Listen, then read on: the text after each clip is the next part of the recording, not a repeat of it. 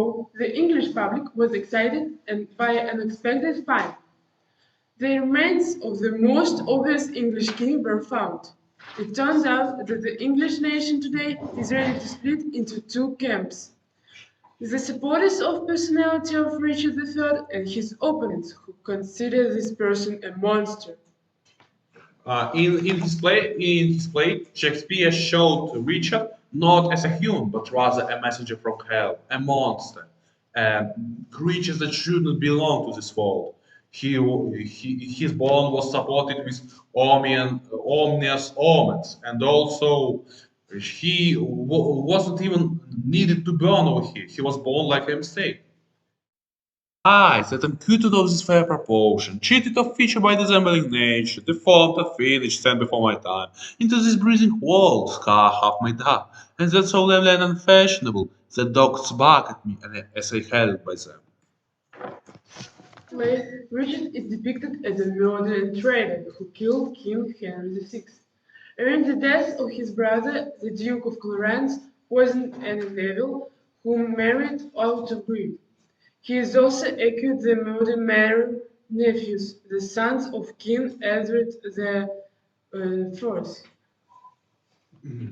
Was Shakespeare right, or was he lying? Maybe conscientiously mistaken?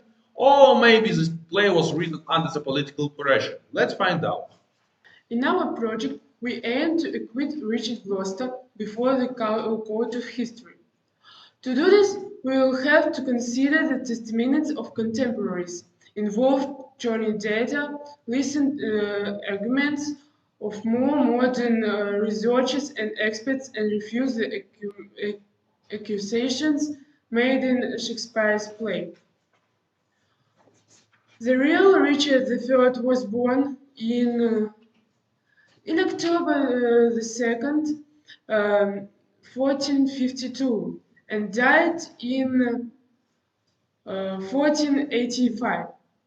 The remains of the real one found allow us to describe him as a man with short hair, um, perfectly physically developed according to expert John Rose. Shakespeare creating his play follows the Thelma's Moore's fantasy in his drama.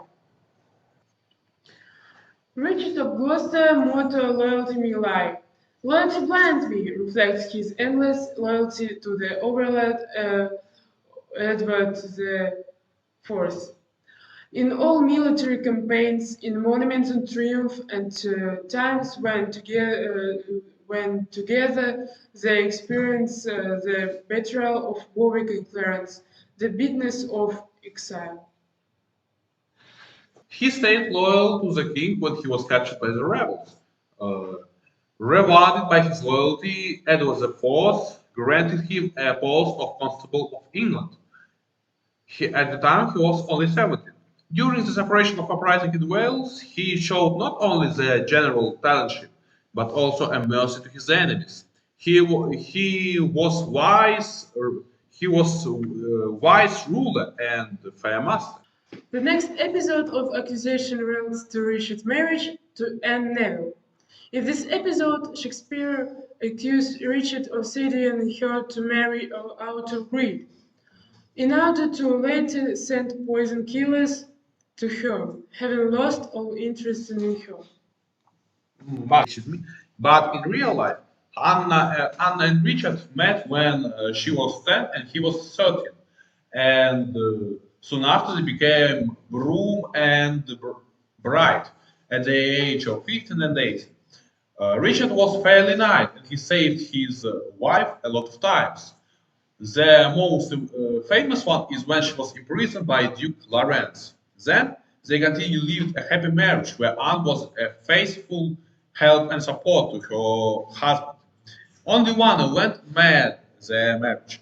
It was the death of Richard's heir, Prince Edward. However, Richard expected this death with dignity, and soon after he appointed his nephew, the new.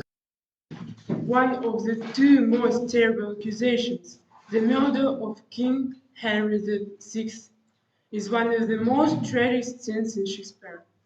After the death of Warwick and Prince Edward of Lancaster, Edward IV celebrated the victory in London.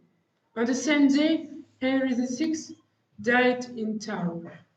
As Constable of England, the order for his execution was handed by Richard Gloucester. There is no reason to claim that Richard personally did such a dirty job.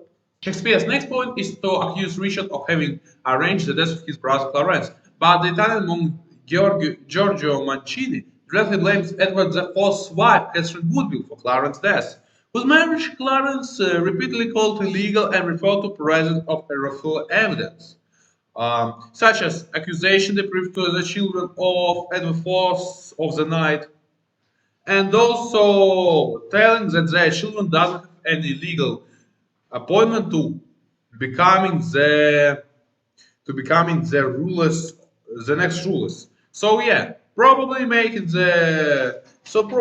the quad protest who looks for benefits. We come to conclusion that Richard wasn't all interested in Clarence's death. In the last part of accusation, Shakespeare describes perhaps one of the worst crimes in the medieval society. How Richard III killed his younger nephews in the Tower. And soon after, and in 1673, when two bodies were found under the stairs of Tower, everybody thought that it was true. And even done later, medical expertise in 1933 confirmed that they belonged to boys aged 12 and 9. Closer look at this episode. Indeed, immediately after arriving in London in early May 1483, Prince Edward was settled in the Tower royal sin with his brother. By the will of the deceased king, Richard of Gloucester was become to the guardian of his son. The comparison of Edward VI was scheduled for June. During this period,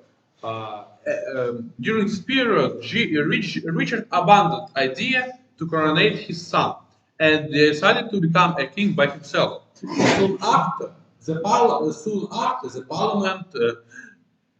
settled him down as a king, and so he got settled him down as a king. And soon after, he continued to live. His younger nephews were still living in Tower and repeatedly were seen until September, after which their traces completely disappeared.